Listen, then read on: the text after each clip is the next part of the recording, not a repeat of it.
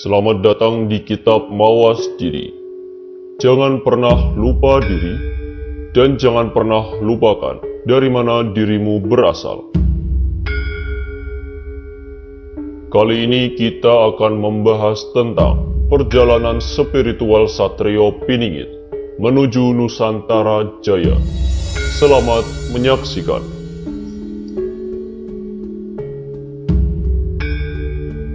Misteri Satrio Piningit tak pernah pupus dari benak dan relung hati anak cucu leluhur Nusantara. Fenomena sejak masa Kualian pasca kehancuran Majapahit ini sangat lekat terutama bagi anak cucu Jawa, Bali, Dwipa. Perjalanan sejarah Nusantara telah menjadi saksi hidup tentang kemunculan Satrio Piningit di setiap perubahan masa yang telah diwasiatkan oleh para leluhur Nusantara. Ratusan tahun yang lalu, Raden Patah adalah sosok Satrio Piningit, dukungan para wali utamanya Sunan Bonang, yang menandai berdirinya Kerajaan Demak setelah mampu menghapuskan supremasi Kerajaan Majapahit. Sultan Hadiwijoyo, murid Sunan Giri, merupakan Satrio Piningit pada masa berdirinya Kerajaan Pajang yang mengakhiri era Kerajaan Demak. Panembahan Senopati, murid Sunan Kalijaga, juga merupakan Satrio Piningit pada masa berdirinya Kerajaan Mataram, menggantikan eksistensi Pajang. Dari beberapa peristiwa bersejarah tersebut, mengandung makna yang tersirat bahwa kemunculan Satrio Piningit selalu berada pada pergantian masa besar Nusantara di mana senantiasa tidak meninggalkan peran seorang wali. Selet-selete yen besok ngancik tutuping taun, sinungkalan Dewa Wolu, angasto manggalaning ratu. Bakal ono dewa ngecuantah, apa ngawak manungso, apa Surya Pindo Betoro Kresno, awatak bolo dewo, agegaman Trisula Wedo. Jinejer wolak-wali ing zaman, wong nyileh ambala kake, wong utang ambayar, utang nyawa bayar nyawa, utang wirang nyaur wiri. Selambat-lambatnya nanti, menginjak tutup tahun, atau sinungkalan Dewa Wolu, angasto manggalaning ratu, bisa disebut dipimpin 8 dewa, menjabat panglimanya raja, atau bisa berarti tahun sesuai Condro Sengkolo. Akan ada dewa menjelma ke dunia, berbadan manusia, bermuka seperti Betara Krishna, berwatak bala dewa, bersenjata Trisula Weda, sejajar dengan terbaliknya zaman. Orang pinjam akan mengembalikan, orang hutang akan menyaur, hutang nyawa bayar nyawa, hutang malu nyaur malu. Fenomena yang sangat menarik saat ini adalah, akankah Satrio Piningit yang dikenal dengan nama Satrio Pinandito Sinisihan Wahyu muncul pada masa ini?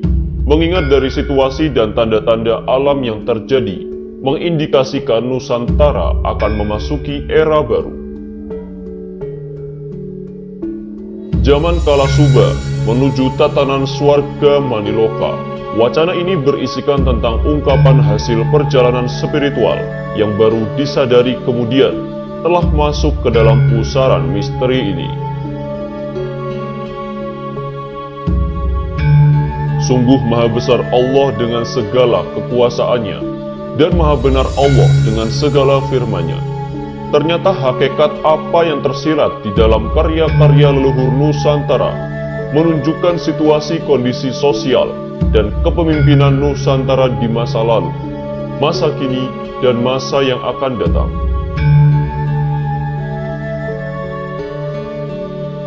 Apa yang tersirat dari fenomena spiritual yang muncul sangat berkaitan erat dengan kejadian carut-marut Nusantara saat ini. Dan semua itu merupakan sinyal, pesan dari alam kegaiban yang seakan ingin disampaikan kepada seluruh anak cucu negeri ini. Saatnya sudah dekat. Nusantara akan memasuki zaman baru berikutnya, menuju surga Maniloka. Setelah melalui perjalanan yang amat sulit dan pelik, banyak kejadian di luar akal pikiran manusia, sebagai tanda bahwa sosok yang dinanti dan masih tersembunyi telah hadir di tengah-tengah kita saat ini. Mengingat amanat panggilan kehidupan yang diemban oleh sosok Satrio Piningit, sangatlah luar biasa tanggung jawabnya. Atas dasar itulah, beliau sudah membawa bekal akan jati dirinya sebagai utusan yang akan menata kehidupan di bumi ini. Sehingga kelangsungan kehidupan di bumi ini akan tercapainya suatu masyarakat yang gemah ripah loh jinawi, toto tentrem kertaning raharjo, suatu tatanan yang terdahulu pernah dicapai oleh para leluhur bangsa kita, yang mana tatanan tersebut telah hilang di telan zaman sehingga hilanglah pula akan jati diri bangsa. Adapun gelar jati dirinya adalah Asmo Putra Purono Saki Kirti yang mempunyai makna seorang anak muda yang berpenduduk Jawa yang akan memimpin dunia. Beliau juga mempunyai sebutan sebagai guru batin, guru bahasa, guru bumi, guru bicara, dan guru besar. Karena beliau sekarang sedang menempah, mendidik, dan membekali pengikutnya sebagai wakil untuk nantinya bersama-sama menata dunia. Jadi lengkaplah sudah, nama gelar tersebut merupakan amanat kehidupan yang diemban. Hanya orang-orang terpilihlah dan pilihan yang memiliki kepribadian dan aksesibilitas sebagai sosok yang disebut dengan Satrio Piningit. Kehadirannya di muka bumi ini tentunya dengan membawa kekuatan Tuhan, kekuatan leluhur, dan kekuatan 4 unsur alam. Baginya tugas yang mulia tersebut tidak akan pernah gagal, dikarenakan segala sesuatu telah dimiliki, seperti senjata yang menjadikan alat untuk memimpin. Adapun kekuatan alam sebagai senjatanya antara lain air untuk mempermalukan atau menenggelamkan bagi yang memusuhinya, api untuk membasmi angkara murka atau membumi hanguskan, bumi atau tanah untuk mengutuk musuhnya atau sebagai rantai pengikat musuh, dan angin sebagai pelindung atau sebagai perisai. Dene besok nuli ono, tekane kang tunjung putih, semune budak kasungsang, bumi Mekah denyo lair, iku kang angratoni, jagat kabeh ingkang mengku, juluk ratu amisan, sirep musibating bumi, wong nakoda milu manjing ing samuan. Kemudian kelak akan datang tunjung putih semune budak kasungsang, lahir di bumi Mekah menjadi raja di dunia, bergelar ratu amisan. Redalah kesengsaraan di bumi, nahkoda ikut dalam persidangan. Perlambang tunjung putih semune budak kasungsang memiliki makna seorang pemimpin yang masih tersembunyi, berhati suci, dan bersih. Inilah seorang pemimpin yang dikenal banyak orang dengan nama Satrio Piningit. Lahir di bumi Mekah merupakan perlambang bahwa pemimpin tersebut adalah seorang Islam sejati yang memiliki tingkat ketauhidan yang sangat tinggi. Prabu Tusing Waliullah kedatone pan kekalih ing Mekah ingkang satunggal, tanah Jawi kang sawiji, pernae iku kaki, perak lan gunung prau, sakulone tempuran, balane samyo jrih asih, ya iku ratu rinenggeng sajagat. Raja utusan Waliullah berkedaton 2 di Mekah dan tanah Jawa. Letaknya dekat dengan Gunung Prau sebelah barat tempuran. Dicintai pasukannya, memang raja yang terkenal sedunia. Bait ini menggambarkan bahwa pemimpin tersebut adalah hasil didikan atau tempaan seorang Waliullah yang juga selalu tersembunyi. Berkedaton di Mekah dan Tanah Jawa merupakan perkelambang yang bermakna bahwa pemimpin tersebut selain berislam sejati, namun juga berpegang teguh pada kauruh Jawa.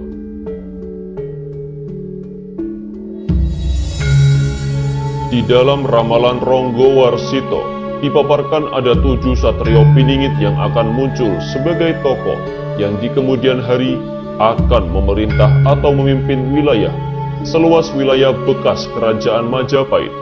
Di antaranya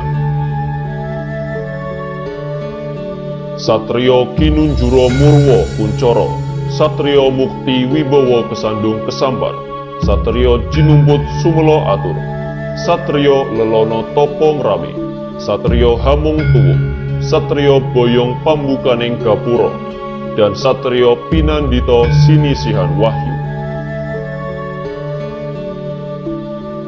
Satrio Kinunjuro Murwo Kuncoro, tokoh pemimpin yang akrab dengan penjara, yang akan membebaskan bangsa ini dari belenggu keterpenjaraan dan akan kemudian menjadi tokoh pemimpin yang sangat tersohor di seluruh jagat. Melambangkan orang yang sepanjang hidupnya terpenjara namun namanya harum mewangi. Sifat ini hanya dimiliki oleh orang yang telah menguasai Artodoyo, diberikan anugerah, kewaskitaan atau kesaktian oleh Allah Subhanahu wa Ta'ala, namun tidak pernah menampakkan kesaktiannya itu. Jadi sifat ini melambangkan orang berilmu yang amat sangat tawadu. Satrio Mukti Wibowo Kesandung Kesampar, tokoh pemimpin yang berharta dunia, juga berwibawa atau ditakuti, namun akan mengalami suatu keadaan selalu dipersalahkan, serba buruk dan juga selalu dikaitkan dengan segala keburukan atau kesalahan. Melambangkan orang yang kaya akan ilmu dan berwibawa, namun hidupnya kesandung kesampar. Artinya penderitaan dan pengorbanan telah menjadi teman hidupnya yang setia. Tidak terkecuali fitnah dan caci maki selalu menyertainya. Semua itu dihadapinya dengan penuh kesabaran, ikhlas dan tawakal. Satrio Jinumput Sumelo Atur, tokoh pemimpin yang diangkat atau terpungut, akan tetapi hanya dalam masa jeda atau transisi, atau sekedar menyelingi saja. Melambangkan orang yang terpilih oleh Allah Subhanahu wa Ta'ala guna melaksanakan perintah-perintahnya dan menjalankan misinya. Hal ini dibuktikan dengan pemberian anugerahnya berupa ilmu laduni kepada orang tersebut. Satrio Lelono Topong Rame, tokoh pemimpin yang suka mengembara atau keliling dunia. Akan tetapi dia juga seseorang yang mempunyai tingkat kejiwaan religius yang cukup. Melambangkan orang yang sepanjang hidupnya melakukan perjalanan spiritual dengan melakukan tasawuf hidup, bersikap zuhud dan selalu membantu kepada orang-orang yang dirundung kesulitan dan kesusahan dalam hidupnya. Satrio Piningit Hamong Tuwuk, tokoh pemimpin yang muncul membawa karisma keturunan dari moyangnya. Melambangkan orang yang memiliki dan membawa karisma leluhur suci, serta memiliki tuah, karena itu selalu mendapatkan pengayoman dan petunjuk dari Allah Subhanahu wa Ta'ala. Dalam budaya Jawa, orang tersebut biasanya ditandai dengan wasilah memegang pusaka tertentu sebagai perlambangnya. Satrio Boyong Pambukaning Gapuro, tokoh pemimpin yang berpindah tempat dan akan menjadi peletak dasar sebagai pembuka gerbang menuju tercapainya zaman keemasan. Melambangkan orang yang melakukan hijrah dari suatu tempat ke tempat yang lain, diberkati oleh Allah Subhanahu wa Ta'ala atas petunjuknya. Hakikat hijrah ini adalah sebagai perlambang diri menuju pada kesempurnaan hidup. Dalam kaitan ini maka tempat yang ditunjuk itu adalah Lebak Cawene, atau Gunung Perahu, atau Semarang Tembayang. Satrio Pinandito Sinisihan Wahyu, tokoh pemimpin yang amat sangat religius, sampai-sampai digambarkan bagaikan seorang resi begawan, dan akan senantiasa bertindak atas dasar hukum atau petunjuk Allah Subhanahu wa Ta'ala, dengan selalu bersandar hanya kepada Allah. Insya Allah bangsa ini akan mencapai zaman keemasan yang sejati. Melambangkan orang yang memiliki 6 sifat di atas, sehingga orang tersebut digambarkan sebagai seorang pinandito atau alim yang selalu mendapatkan petunjuk dari Allah Subhanahu wa Ta'ala. Maka hakikat Satrio Pinandito Sinisihan Wahyu adalah utusan Allah Subhanahu wa Ta'ala, atau bisa dikatakan seorang aulia.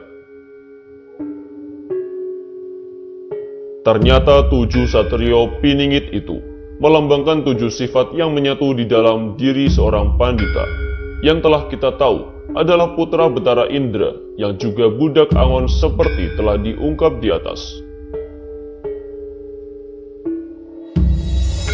Dalam serat Kolotido karya Ronggo Warsito yang tertuang dalam serat Centini Jilid 4 karya Susuhunan Pakubuwono V pada pupuh 257 dan 258 dibahas lebih lanjut tentang sifat dan karakter Satrio Piningit. Kutipan berikut ini menggambarkan situasi zaman yang terjadi dan akhirnya muncul sang Satrio Piningit yang dinanti. Wong agunge podo jail kurang tutur, marno jeng pamoso tanpa paramarteng dasih, dene datan ono wahyu kang sanyoto. Para pemimpinnya berhati jahil, bicaranya ngawur, tidak bisa dipercaya, dan tidak ada wahyu yang sejati. Kewahyuning Eblisan kang tamurun, apangling kang jalmo, dumrunuh salin sumalin, wong wadon kang sirno wiwi rangiro. Wahyu yang turun adalah wahyu dari iblis dan sulit bagi kita untuk membedakannya. Para wanitanya banyak yang kehilangan rasa malu. Tanpa kangen ring mitra sadulur, tanu warto nyoto, akeh wong melarat mawarni, doyo deye kalamun tiase nolongso. Rasa persaudaraan meluntur, tidak saling memberi berita, dan banyak orang miskin beraneka macam yang sangat menyedihkan kehidupannya. Kerep paperangan, Sujono kapontet nurut, Durjono susilo dodro andadi, akeh maling malandang marang ing marko. Banyak peperangan yang melibatkan para penjahat, kejahatan atau perampokan, dan pemerkosaan makin menjadi-jadi, dan banyak pencuri malang melintang di jalan-jalan. Bandol tulus, mendosol rinamu pugu, kerep Grahono Suryo, kelawan Grahono Sasi, jawah lindu gelap celeret warso. Alam pun ikut terpengaruh dengan banyak terjadi gerhana matahari dan bulan, hujan abu dan gempa bumi. Prahara gung, salah mongso dresing surun, agung perang rusuhan, rungsuhe boyo ketawis, tangih lamun tentreming wardoyo. Angin ribut dan salah musim, banyak terjadi kerusuhan seperti perang yang tidak ketahuan mana musuhnya, yang menyebabkan tidak mungkin ada rasa tentram di hati. Dolo jading projo kawurian wus suwung, lebur pangreh toto, krono tanpo palupi, pan wus tilar silas tuti titi toto. Kewibawaan negara tidak ada lagi, semua tata tertib, keamanan, dan aturan telah ditinggalkan. Prasujono, Sarjono satemah kelu, Klulun Kolotido, idem todaning dumadi, hardo yang rat dening karoban rubedo. Para penjahat maupun para pemimpin tidak sadar apa yang diperbuat dan selalu menimbulkan masalah atau kesulitan. Sitipati Narpragu Utamestu, Papateh Nindito, Pranoyoko Tias Basuki, panekare becik-becik cakra-cakra. Para pemimpin mengatakan seolah-olah bahwa semua berjalan dengan baik, padahal hanya sekedar menutupi keadaan yang jelek. Ngintan dodyo, paliasing kala bendu, mandar saking dadro, rubedo anggrubedi, bedo-bedo hardaning wong sanagara. Yang menjadi pertanda zaman kala bendu, makin lama makin menjadi kesulitan yang sangat, dan berbeda-beda tingkah laku atau pendapat orang senegara.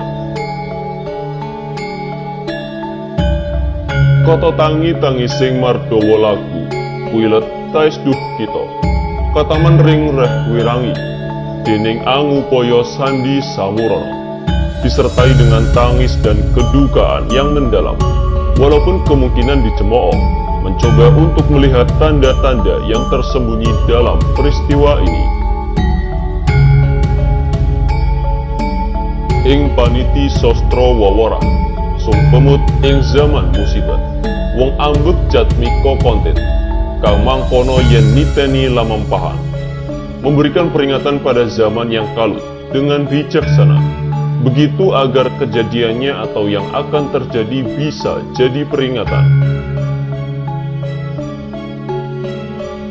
Nawong krido kang menangi zaman gemblung iyo zaman edan, awuh oyo kang pambudi yen meluwo edan yekti noratahan, untuk dibuktikan akan mengalami zaman gila yaitu zaman edan. Sulit untuk mengambil sikap apabila ikut gila atau edan tidak tahan. Yen tan melu, angkloni wus tartamtu, boya keduman, melek kaleng donyo iki, satemahe kaliren wekasane. Apabila tidak ikut menjalani, tidak kebagian untuk memiliki harta benda, yang akhirnya bisa kelaparan. Wus dilalah, kersane kang among tuwuh, kang lali kabegjan ananging sayek tinei, luwih begjo kang eleng lawan waspodo. Sudah kepastian atas kehendak Allah Subhanahu wa Ta'ala, yang lupa untuk mengejar keberuntungan, tapi yang sebetulnya lebih beruntung yang tetap ingat dan waspada. Soko marmaning hayang sukmo, jaman kala bendu sirno, sinalinan jomoniro mulyaning jenengan noto, ing kono raharjoniro, keraton ing tanah Jawa. Memelaning bumi sirno, sirep dur angkara murka. Atas izin Allah Subhanahu wa Ta'ala, zaman kala bendu hilang, berganti zaman di mana tanah Jawa atau Indonesia menjadi makmur. Hilang kutukan bumi dan angkara murka pun mereda. Morgo sinapih rawuh, noto ginaib sanyoto, wiji-wiji leng utomo. Ing ngarenan Naranoto kang kapisan koronyo, adenge tonpo sarono nagda makduming Srinoto, sonyo rutik kedatonyo. Kedatangan pemimpin baru tidak terduga, seperti muncul Segara Gaib yang mempunyai sifat-sifat utama. Lire sepi tanpa srono, ora ono koro-koro, duk masih keneker sukmo, kesampar kesandung roto, kehuang ketambahan iko karsaning sukmo kinaryo, salin alamnya, jumeneng Sri Pandito. Datangnya tanpa sarana apa-apa, tidak pernah menonjol sebelumnya. Pada saat masih muda, banyak mengalami halangan dalam hidupnya, yang oleh izin Allah Subhanahu wa Ta'ala akan menjadi pemimpin yang berbudi luhur. Luwih adil pororto, lumuh maring branoto, somo Sultan Aeru Cokro, tanpa sengaan rawuhiro, tan ngadu bolo menungso, mung sirolah prajuritno, tungguling dikir kewolo, mungsuh rerep sirep sirno. Mempunyai sifat adil, tidak tertarik dengan harta benda, bernama Sultan Aeru Cakra, pemimpin yang memiliki wahyu. Tidak ketahuan asal kedatangannya, tidak mengandalkan bala bantuan manusia, hanya sirullah, para juridnya atau pasukan Allah dan senjatanya adalah semata-mata zikir. Musuh semua bisa dikalahkan. Tumpes tapes tanno monggo, krana panjenengan noto amrih kertaning negara, harjaning zagat sedaya, dahare jroning sawarsa. Duaning ketohiro pitung real iko, tan karso lamun luwiho. Semua musuhnya dimusnahkan oleh sang pemimpin demi kesejahteraan negara dan kemakmuran semuanya. Hidupnya sederhana, tidak mau melebihi penghasilan yang diterima. Bumi sakjung pajegiro, among sedinar suwarso, sawah sewu pametunyo, suwang ing dalem sedino. Wus resik nir opo-opo, marmaning wong cilik samyo, ayem enake tusiro, dene murah sandang tedo. Pajak orang kecil sangat rendah nilainya. Orang kecil hidup tentram, murah sandang dan pangan. Tano durselo durjono, podo mertobat nalangas. Wedi wilating noto, adil asing paramarto. Bumi petik aku kuto, parklan kali ketonggo, ing sajroning kubak wono. Panjenenganing sang noto, tidak ada penjahat, semuanya sudah bertobat. Takut dengan kewibawaan sang pemimpin yang sangat adil dan bijaksana. Dari gambaran yang tertulis di dalam serat Kolotido di atas, maka kita akan mendapatkan gambaran yang sama dengan apa yang sedang terjadi saat ini. Percaya atau tidak, kenyataannya semua yang telah digambarkan para leluhur Nusantara ini telah terjadi dan sedang berlangsung, serta insya Allah akan terjadi baik lambat ataupun cepat. Karena apa yang telah dituangkan para leluhur kita dalam bentuk karya sastra adalah hasil olah batin ataupun perjalanan spiritual beliau-beliau di dalam menangkap lambang-lambangnya di alam nyata maupun gaib.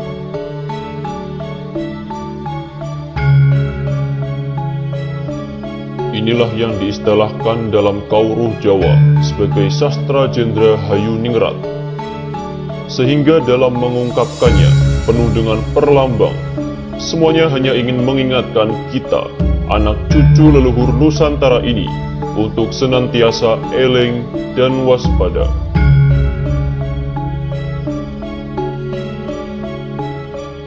Terima kasih telah menyaksikan Kitab Mawas Diri. Selamat bertemu di kitab-kitab selanjutnya.